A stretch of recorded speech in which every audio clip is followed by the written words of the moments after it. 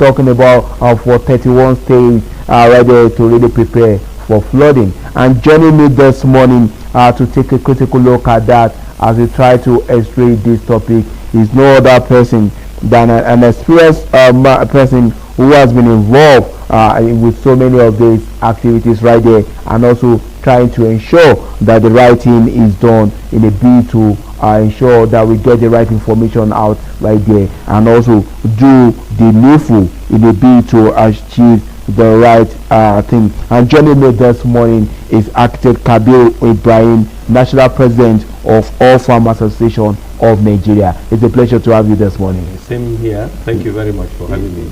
You are coming at the right time because this is really a serious situation.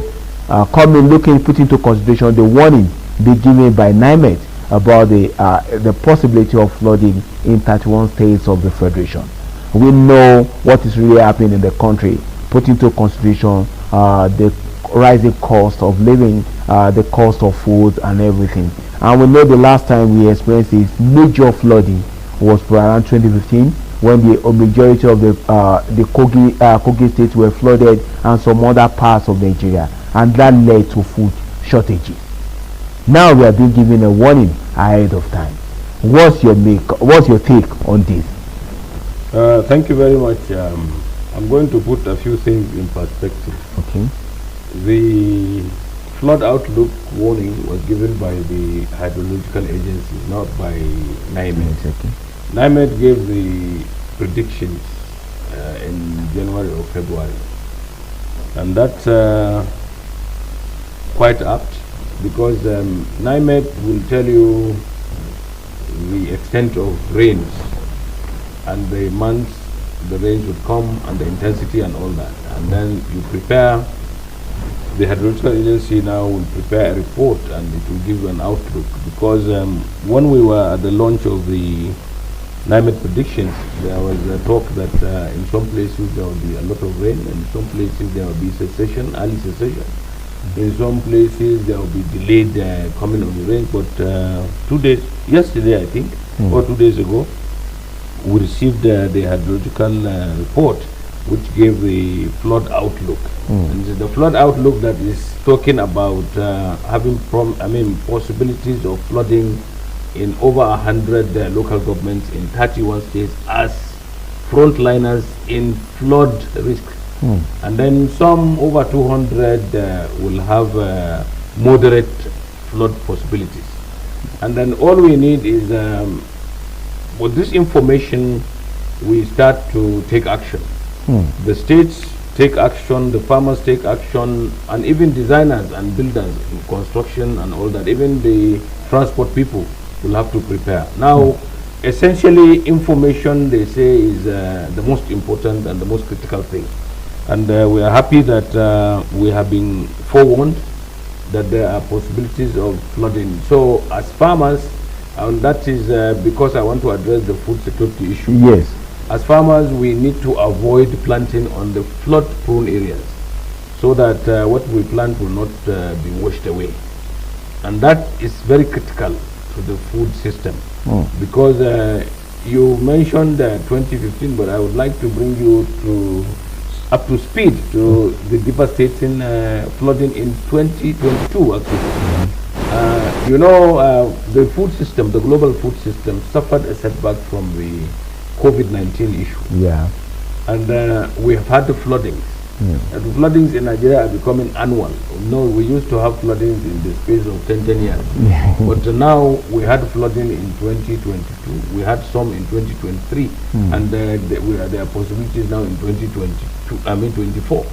So our food system is continually challenged. And we have other challenges, you know, the challenge of insecurity, the challenge of lack of optimum mechanization. All these ones are threat factors to food security, to the attainment of food security. But now let us restrict ourselves to the issue of the flooding. The flooding can make you lose everything that you have planted, can make you lose part of it, can make where you want to plant even inaccessible. And you can even lose your life. So this threat is real, and is here and now. So the farmers will be enjoined, and as we did in the NIMET predictions, this information cascaded to all the nooks and crannies of our farming communities in the 774 local governments. Because we attended and we disseminated this information to them all, so that they would be aware when to plant, how to plant, and then the type of seed they will need. Now, coupled with this flood outlook, you will now have to also look at the possibility of flood waters washing out everything that you plant. Therefore, you will avoid the flood prone areas.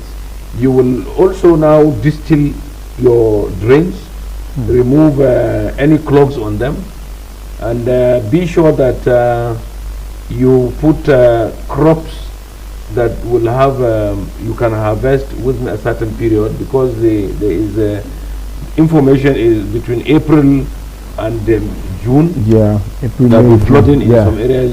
June to September flooding, and September to November there will be flooding. So you look at the crop types that you plant. You look at you put early maturing crops. You know exactly when to plant them, and then you can also utilize even some of the flood waters to go back, because if you have flooding in some areas before, when the water recedes, now the soil there is wet, and you can utilize that to also plant things that have got early maturity. So there is a win-win situation if you take the advice that the hydrological services is given, and then what NIMET gave, because it's NIMET that really gave the information that the hydrological agency capitalized on and gave you this warning. So the two of them are working together. So, and you need to take the two bits of information and put them together and then plan. And as a farmer, you must be hands-on with this information. In fact, what happens in the first world is that even on your phone you have all this information. And now we have all this. I say you're reading all this information on your phone, and it's possible to have it. I mean, once you have it, and you are a farmer leader, you will now inform the farmers who don't know how to read of the possibilities, and therefore we will be better off for it. So food security can be assured if we heed to all these advices. So rather than being very fearful that it could have a devastating effect on food security, you could also mitigate flooding in some areas, reduce the effect on some crop types that you plant and all that. So we are here, we are telling our farmers what information we have at hand, and I believe every farmer knows the devastation of this, because you know sometimes some farmers lost everything. So nobody would want to. That brings me to this particular perspective, talking about storage capacity of majority of the farmers. If, God forbid, we had what we had in 2015, where the whole place was flooded. So the one I experienced was the one that happened in Kogi State at that point in time, where it was even difficult to cross to Lokoja from Abuja, the whole place, and a lot of people lost their lives and property, and also farmers suffered at that period. What is the level of our storage capacity? When we had, supposing we have something like as massive as what we have back then, do we have enough capacity to be able to safeguard our product during this period? But I want you to put this thing in perspective. Are we talking of the national strategic reserve or the individual farmer storage? Put it like both strategic and individual. The strategic reserve. We located the silos and the community warehousing and all that in strategic places. We look at proximity to place of use. We look at we avoid flood areas and all that.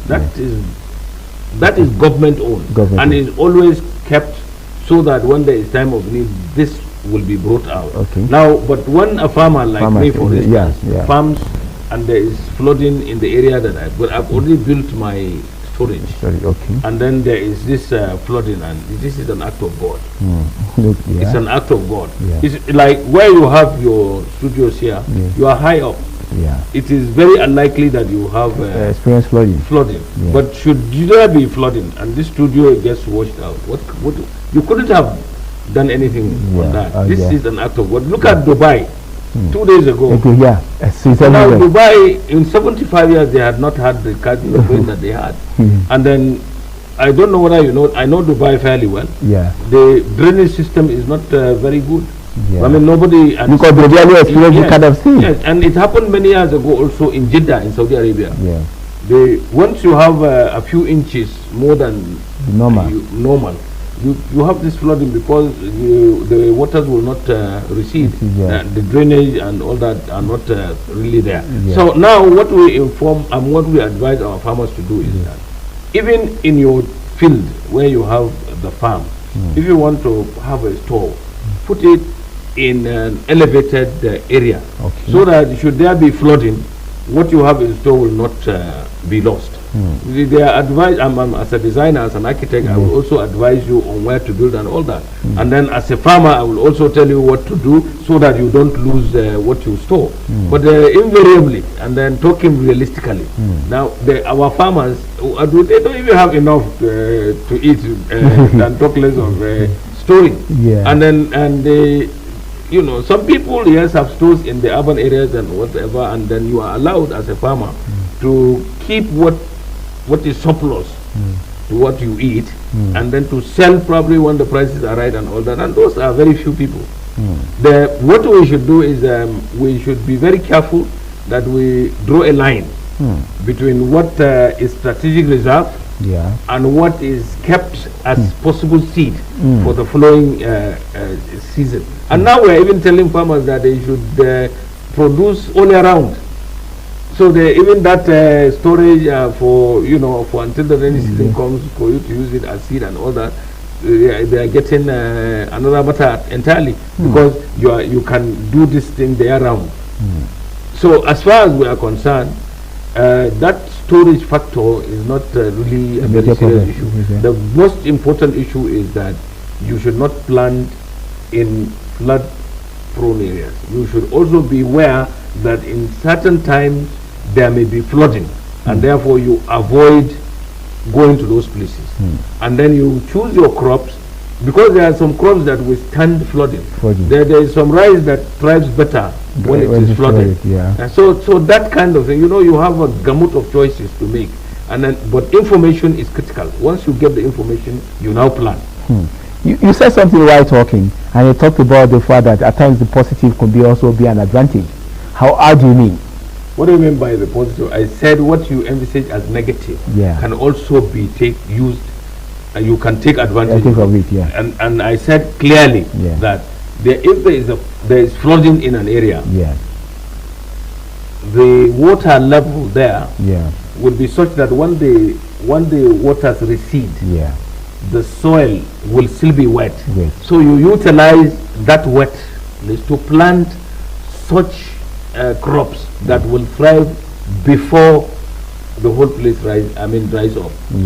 I.e., vegetables, for instance. You can plant vegetables where the soil is still wet after it recedes, and there is some form of rice that is early maturing and could use that kind of moisture. So there will be some moisture left in the soil when the flood waters recede. Utilize that. Don't allow it to just be like that with just outgrowth of useless material. So utilize it to plant. That's what I mean. But looking at the way things are right now, there are some places where we really have rain regularly, like we have in some tropical part of it. And at times when we experience flooding, some of this water, before the water recedes, could it be possible to create a place where, like a lake, where these waters can be stored? Probably when there is no water again, that water can be diverted to be able. Have we gotten to that level here in Nigeria that can? We have. In fact, all the dams you see are as a result of that. All the dams, and then there are some areas where you produce what they call levees. You try to either the sedimentation that comes after the flooding, or you artificially make them so that you use that place to irrigate. To do irrigation farming and all that. So these are all choices that you have. You have to be in the field to make all those choices. You have to be an expert. You have to appreciate what is happening to make the expert, and you need advice.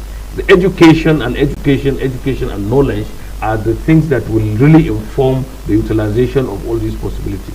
You don't sit here in the studio and say, you do this, you do this. No. These are things that are very practical, and you need, that's why you utilize information that you get. And then you use experts to help you to utilize that information. It's very, very critical for that.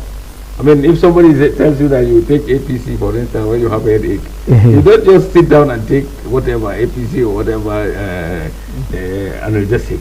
You now go to a doctor and he will tell you, okay, among all the analgesics, this is best for you, because they will look at your blood pressure, they look at your disposition, they look at whatever underlying diseases you have before they recommend what you should take. So it is not a matter that you have one straight line that you do this or you do that. No, you look at the realities, you take a decision. Because there is some places where if you dam the water, now it will affect either aqua life or even human life. Okay. So you do it carefully. And even when you look at these dams where you dam water, there are times when you have to release the water from the dams, because it will be too much and it could cause flooding, and this will be uncontrolled.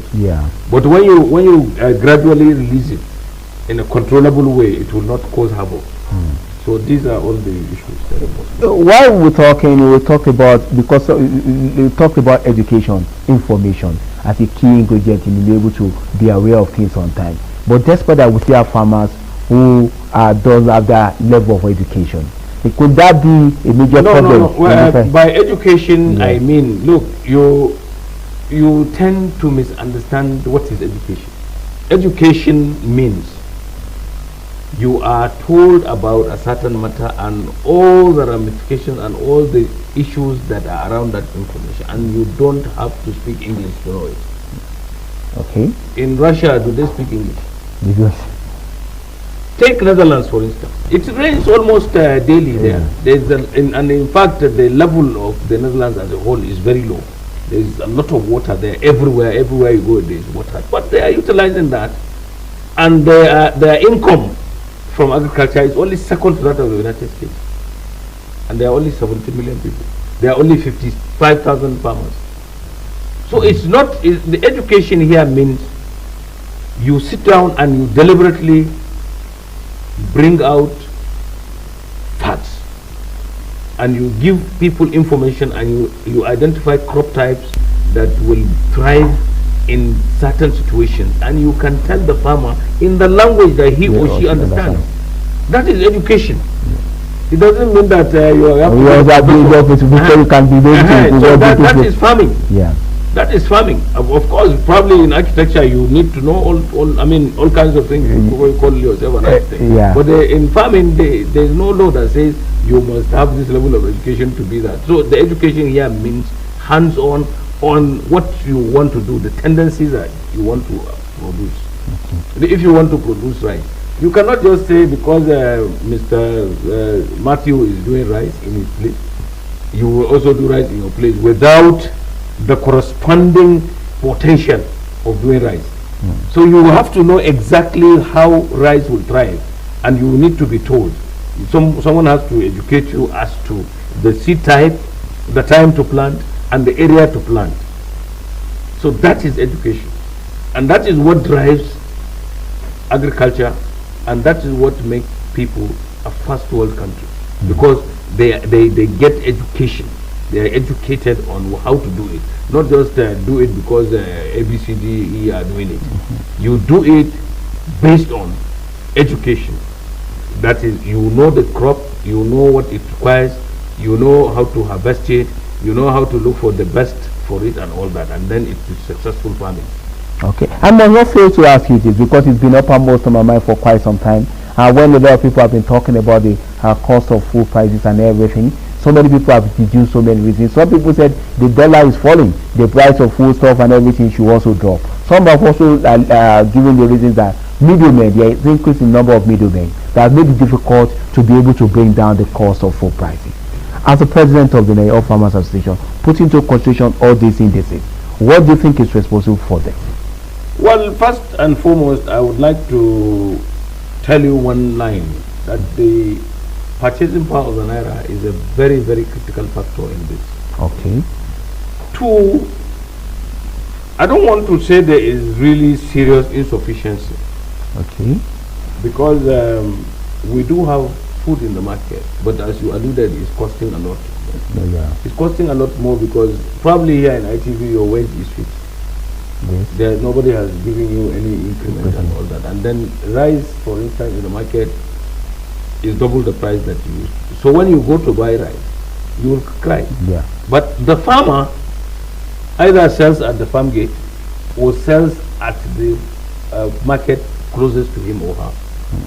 But there are some people who leverage on it, go to the farms or go to the market, rural markets, buy, transport it to the urban areas like Abuja, and then come to sell to Abuja. We don't use the barometer of Abuja to say that the farmers are responsible for high prices. Farmers will be responsible for selling in their the farm gate and the closest market to them.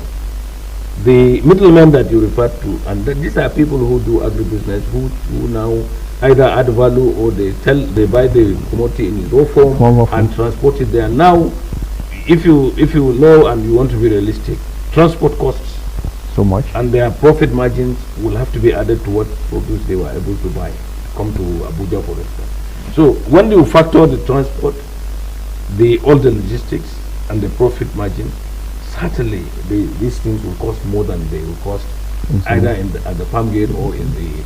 To that, you must attribute it to the people whom you refer to as middlemen. The farmers will tell you that yes, they are now getting value for their produce, but they are not responsible for the uncontrollable escalation of prices.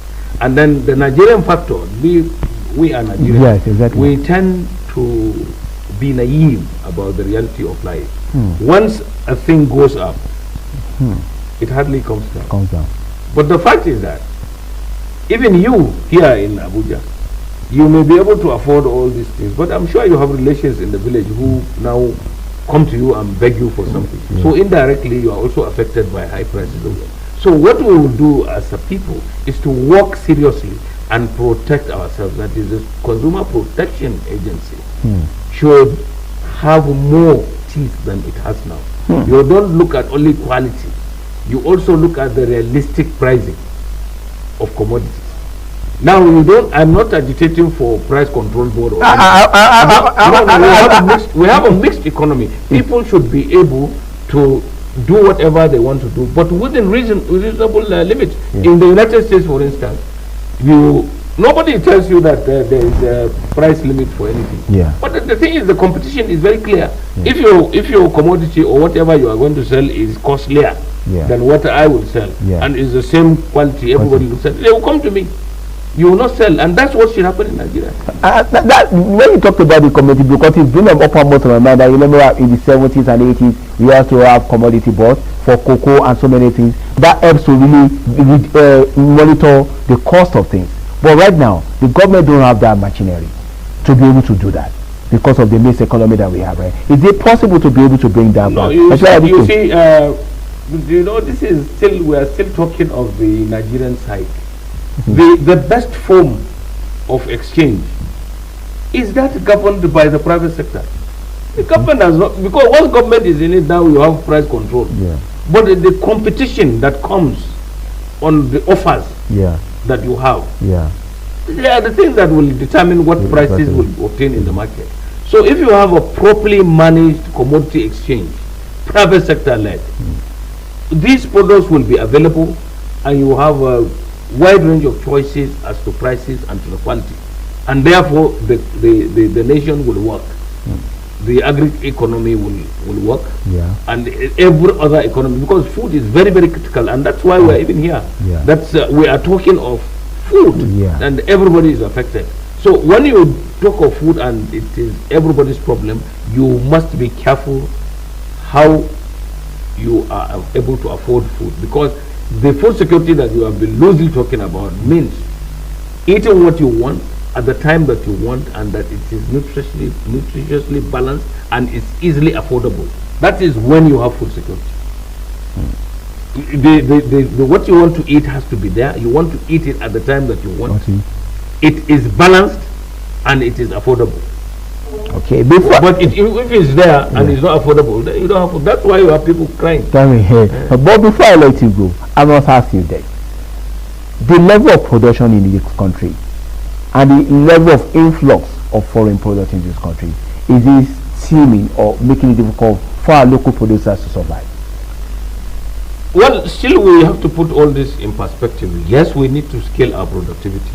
We need to do that because, you know, when you come to agriculture, for instance, you cannot, there is no way you cannot, I mean, you can go to a level that is desirable when you use men, human power to produce anything. You need to replace that with machine power. That is, you mechanize. Yeah. So unless you scale up productivity, you will not have the availability that you want. Now, if you allow the taste of foreign products to dominate your taste, that is, you don't produce what you eat and eat what you produce. Yeah. Of course, you use your hard-earned foreign exchange to buy it, and therefore it will cost more. And that is the cycle that we have had. Every aspect of our Nigerian life is being dollarized. I mean, how do you explain, for instance, the cost of fertilizers in Nigeria? Most of the things that you use to produce MPK and all that are here. A few of them are imported. Urea, you get it here. We have petroleum products and all that, and that you use. But then the prices are still very high because we are dollarizing everything. And many things, even in your studio here, television sets and all that are all costing more because we import them. But can't we make them? So we should strive to produce many things here. We should get our power or energy sector to work very well. We should make all farmers who produce, we should add value to it so that we can also sell what we do to get foreign exchange. Not that we sell everything in raw form, it comes back value added and it costs more, and therefore we are in trouble. You are telling me that if you take, for instance, cocoa that you mentioned, if you take raw cocoa abroad and they go to Switzerland or wherever and they now bring chocolates to you, and then you pay through your nose for chocolate. Even now, I mean, even though now I believe your children will not be asking for chocolate because you cannot afford it. So that's it. So we have to realistically appraise our situation. It is not that the balance of trade is tilting really against us because of our economic situation. No, our own side also contributes to it. Because we have a God-given product that we sell in dollars. I mean, before now, Nigeria was not looked at as a very poor nation. But our activities over the years have made us to look like we are really poor. But we have no business being poor. There are many things that we need to harness, and we need to also do away with corruption. Because corruption is actually the bane of the failure of our governance system. I must say big thank you to you, Architect Kabir Ibrahim, the National President of Farmers Association of Nigeria, for joining us this morning. It has been an interesting discussion to have you and to shed light on so many issues right there. And hopefully, just like you said, the farmers will be prepared to face whatever challenge that comes, especially with information coming from the logical agencies right there. I must say thank you to you for joining us. I also thank you for having me and giving me the opportunity to tell Nigeria what I feel and what the farmers are really doing, and the information, how useful it is to us. Thank you very much.